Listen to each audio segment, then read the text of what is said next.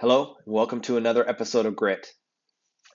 I've learned that some of the hardest assignments in life aren't about proving yourself, but about serving faithfully. The toughest jobs often rather or reveal whether you're building your own kingdom or stewarding God's. When I face challenges, the question hasn't been, can I handle this? But am I willing to stand strong for what God has entrusted me with? Many days I wake up in Thailand and I feel weak and unable to do the task that is before me. I feel that it really doesn't matter what I do because others will undo it anyways. I had just got off the phone with another missionary. He was telling me that him and another missionary were excited about giving money to a church so that they could put windows and doors in. Everything sounded good and exciting because I knew how hard this church worked and the pastor that is there. They work hard all the time. You see, this church is during COVID really struggled. Every person in the church lost their job. Every single person. They were all at a prayer meeting calling out to God after COVID for wisdom because they were all out of income. They had no income. One lady in the group felt like it was her responsibility to tell the group about a small box that she had at home. She told them about this box. In this box were crickets. She heard that she explained that she had been selling these crickets so that she could buy a few things to make some food for her family. The entire church went to look at these crickets and they all started to raise crickets. They saw this and they thought, we could do this and this could make some money. Now, this church is completely funded by raising and selling these crickets. When this missionary called, his heart was to help this hardworking group have doors and windows in a church building. It all sounded great, but there was a problem. Allowing them to suffer through this was building grit. I explained to the other missionary that it would be better to use that same money to buy more cricket boxes so they could raise the money themselves. They could rely on the guidance of God, that the guidance that God gave them during their prayer meeting instead of the missionary coming in to save the day. I knew that if the missionary gave this money, then the development of this leader and future leaders would be harmed. This person could have had could have had a story to tell if we just didn't try to make things a little easier all the time. We all face moments when we're asked to carry weights that feels bigger than us. Maybe it's in our family, our workplace, or ministry. And in those moments, we have two choices: build our own name or steward God's work. We have a choice to give to projects that seem like a good plan, or we can take the long route of helping missionaries stay on the field for a time to develop strong churches. We have the choice to make our own selves feel good by having a number to point to on Mission Sunday, or how we are developing leaders. In other contexts, we have a choice to give someone else credit when we know we did most of the work. We can lift up our staff and praise them to our church. We can take the stairs instead of the elevator because we know it will be better for our health. We know the difference. Building our own name leaves us exhausted and empty. Stewarding God's work gives us grit to stand strong because we're carrying something that belongs to Him. Paul's instructions in Titus 1:5-9 weren't just about qualifications, they were about stewardship.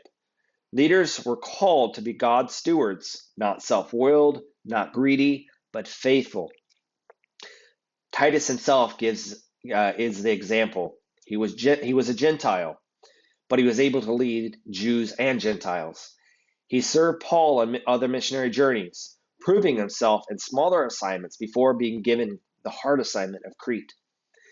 He hand carried Paul's letter to the Corinthians, who were in a rough spot, and he required grit. He was required to have grit to fulfill what Paul had charged him with. And when the hard assignment came, who was it that was sent? It was Titus.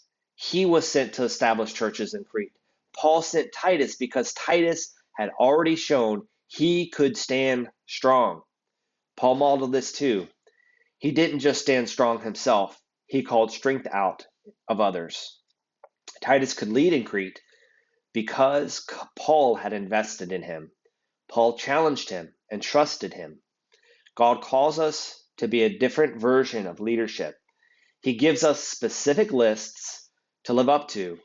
When we do not live up to them, sure, we have failed, but it is God who helps us stay the course. He wants us to be perfect, but he knows that when we are not, we can rely on his faithfulness. In the end, the work is God's, not ours.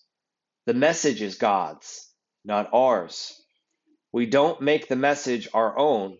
We are faithful to the message that was revealed. Standing strong is about sticking to God and his plan and not taking the easy way out. See, that's the picture of grit in leadership. Stewarding God's work, standing strong in character, and calling strength out in others. Paul was given a message by Christ. The apostles were given a message by Christ. They were entrusted with it, entrusted with the mystery that all of the Jews in the Old Testament never received the mystery. The mystery is found in Christ. So what does this mean for us? It means grit isn't just about surviving tough assignments. Grit is about multiplying strength. We stand strong. We give others courage to stand strong too. When we steward God's work faithfully, we inspire others to do the same. We can make decisions to only accept good character and leadership role. We only accept that. We don't accept halfway or outwardly you look good. Outwardly you have the skills. Outwardly you have the talents. Outwardly you're flashy. But it's on what's on the inside. We can make choices of people we work with that have grit, that calls out grit in others. We see people. We know those that do and those that don't. What are our own characters like? In moments where we fail, where we show ourselves not to be worthy, that's the moment we check and we decide where we at, and we give it to Christ and allow him to transform us. How do we lead and show others we lead? People need to see that we fail, but what happens once we do? How do we choose who to work with? Paul did prayer and fasting. That's how they chose. Are we choosing them because we know they are weaker than us and can make us look good? Is it all about us? Is it all about self-seeking and our own desires? Do we choose the missionary to work with because they have the numbers that will make our missions money look better? Do we give to projects because they do work among thousands of people? Or are we concerned with the one that's developing a leader in a place that has no other Christians, that has no other leaders, but's teaching them? How do we make those decisions? Are we giving money so that others will see how much we give?